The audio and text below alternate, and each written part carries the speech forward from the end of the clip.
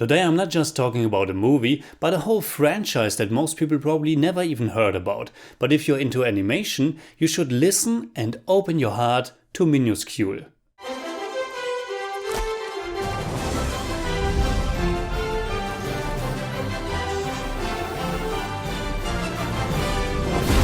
Minuscule. The adventure is back.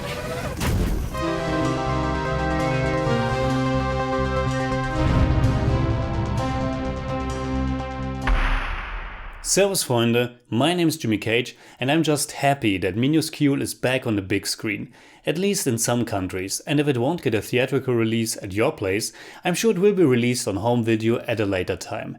Animation comes in all shapes and forms, and to me it's one of the most fun vessels of storytelling and artistic expression to explore. Minuscule is from France and it first saw the light of day in 2006 as a TV series containing many episodes of varying length, but most of them weren't longer than around 5 short minutes. Each one shows us a little glimpse of the day-to-day existence of, well, insects. The tiniest of the tiny. One episode focuses on a brave ladybug, the next one on ants, another one on flies, and so on. Over the course of several episodes you will recognize certain reoccurring characters, and in 2014 they all came together for their first big feature film, Minuscule, Valley of the Lost Ants. That was also the time I discovered the franchise, and though it's not super sophisticated, I fell in love with its charm and offbeat humor. And I instantly ordered this nice Blu-ray set from France, which almost features the entire Minuscule cosmos. Now, I don't understand a single word of French, well, maybe one or two, but that doesn't matter at all because Minuscule tells its stories and adventures completely without dialogue. Unlike other animated movies or shows aiming at children or adults, this one doesn't make animals talk. Some of them make noises to emphasize certain emotions or actions, but it's not a normal language. Oftentimes it's also possible to make out exactly what the animators used as sound effects, like for example a roaring engine of a motorbike or jet to make an incoming attack of hostile flies more effective. In this regard, the style of animation and the passion for slapstick humor goes all the way back to classics like Looney Tunes. Another key aspect of the animation is the combination of natural scenery and 3D animated insect characters. All the locations, lush green forests, colorful grasslands, and also places that were shaped and possibly inhabited by man. Gardens, little sheds, a pool.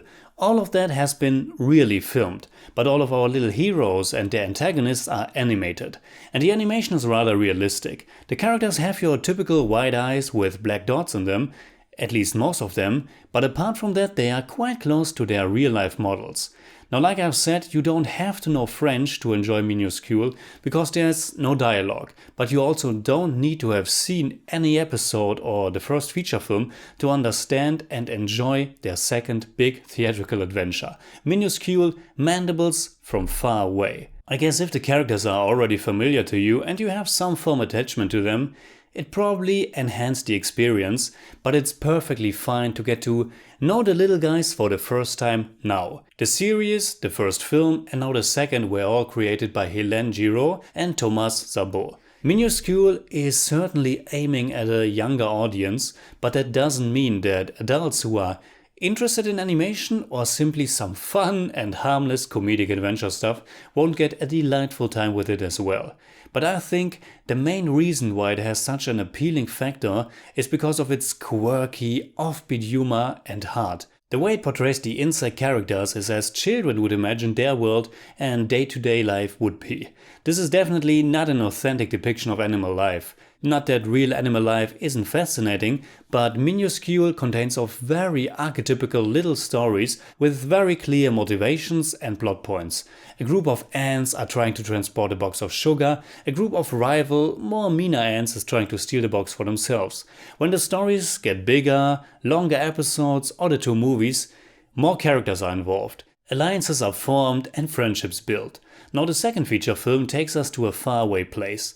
We leave the known French forests to go on an adventure to the Caribbean. This is of course a nice way of introducing new characters, new threats and an exciting new surrounding to our beloved protagonists, as well as to the audience of course. The basic storyline is similar to Finding Nemo. At the beginning of the film, Amidst another typical little insect adventure, the son of the ladybug, who has been the protagonist of many stories, gets trapped in a box, and that box is being shipped to the Caribbean.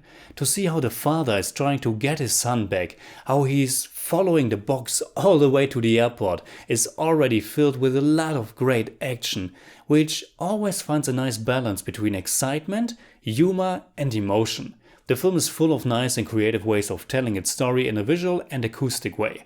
The filmmakers are often working a lot with shallow focus, only showing what's important sharp and clear, while everything else is blurry. This way the attention to what's important is never lost, and it also creates this great, fascinating little world that exists hidden beneath our normal one. When a film completely renounces dialogue, music becomes even more important, and the score by Mathieu Lombolet is everything you could hope for.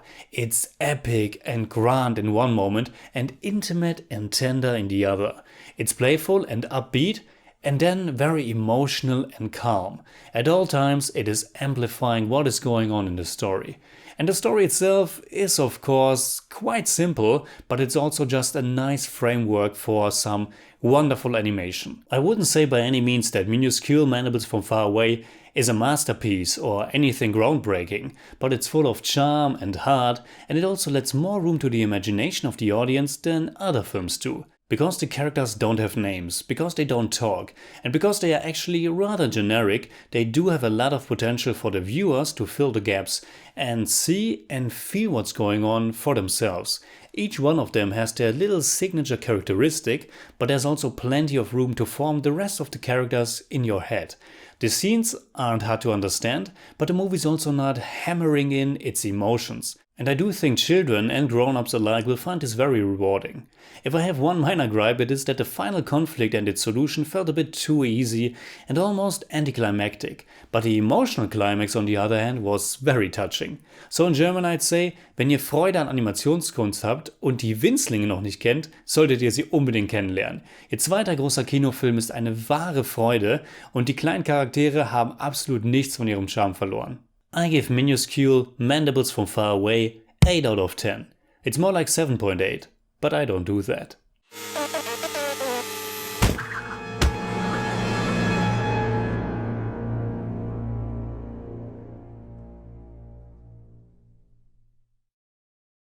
Alright, that's it. Like always, comment below and let me know what you think about Minuscule Mandibles from Far Away. And also let me know, are you familiar with the franchise? And if not, are you curious now?